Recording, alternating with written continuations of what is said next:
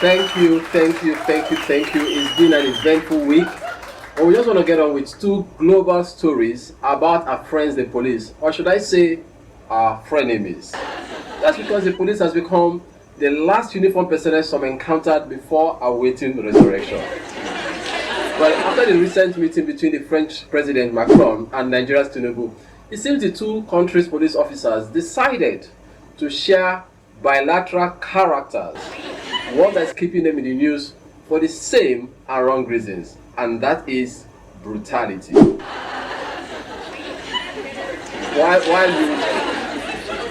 Why do we see what has become of the reaction of the police officers killing of a teenager in France?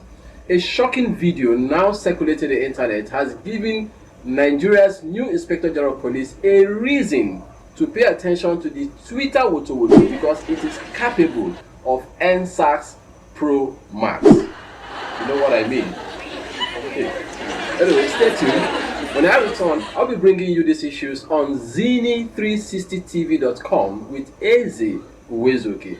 Meanwhile, hit the subscription button and the notification bell to be part of the human angle perspective of tough global issues straight out.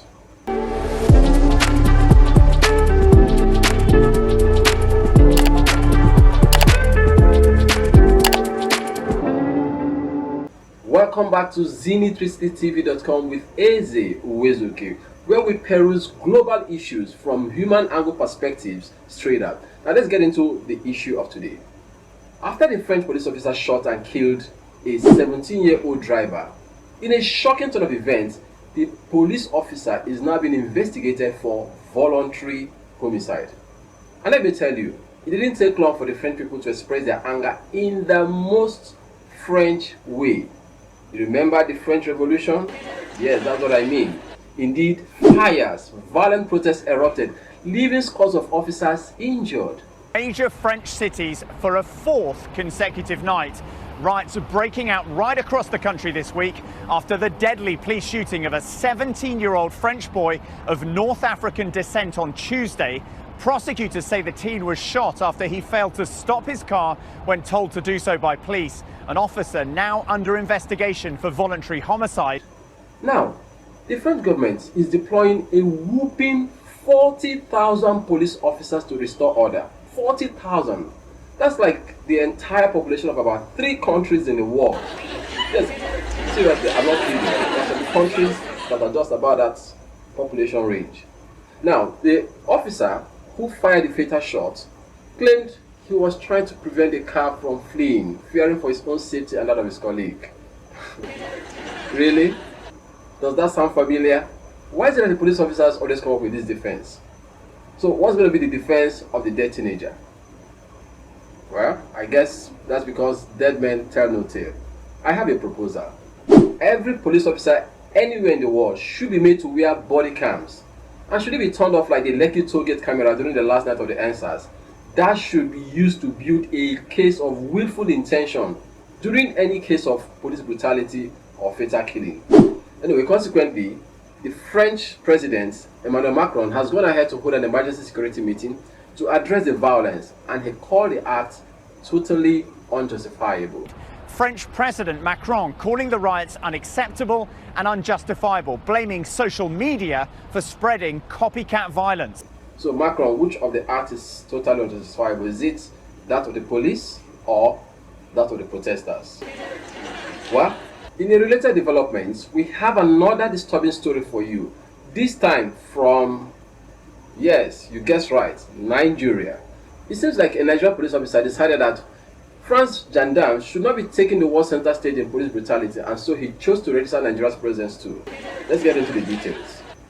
In a shocking incident in Edo State, Nigeria, a police officer allegedly ran over a citizen with a car.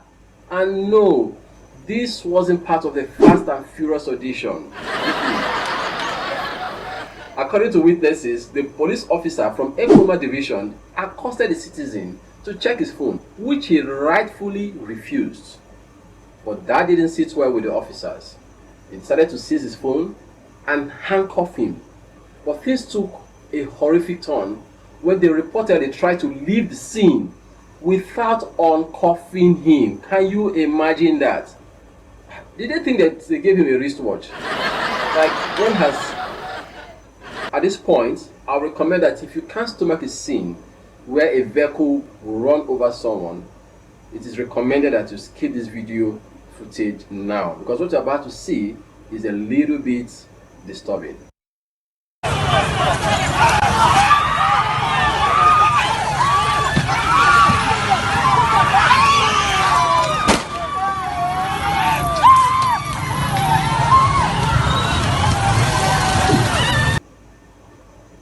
Can you just imagine that?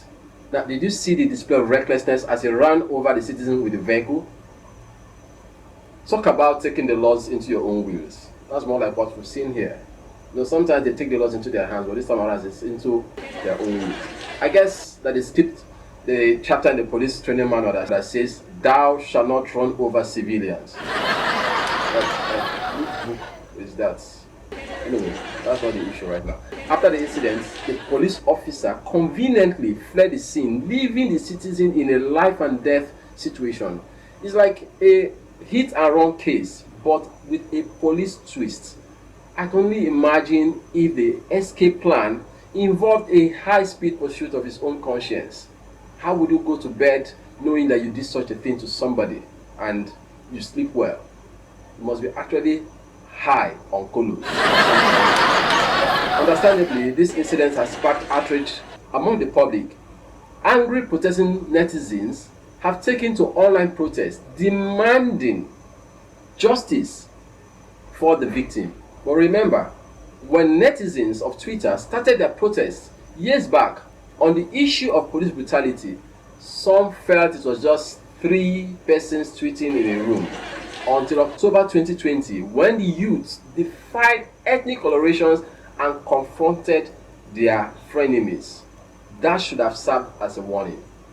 When the people who are meant to protect you become a threat, it wouldn't come as a surprise if they stand up and say enough is enough. Look, anyone can be a victim, and there is no point just pretending as if this is not a big deal. It's actually a big deal. Look, it's incidences like this that highlight the need for police reform and accountability. I have acquaintances in the police force, and I can tell you that there are those who are doing brilliant jobs, but the actions of some should not be allowed to tarnish the reputation of the entire force. People are skeptical. The police can't you just get this message? The acting inspector general of police has directed the area policeman to report to the force headquarters Abuja on Monday for further actions. Mr. IGP, make sure that this guy doesn't drive himself to Abuja.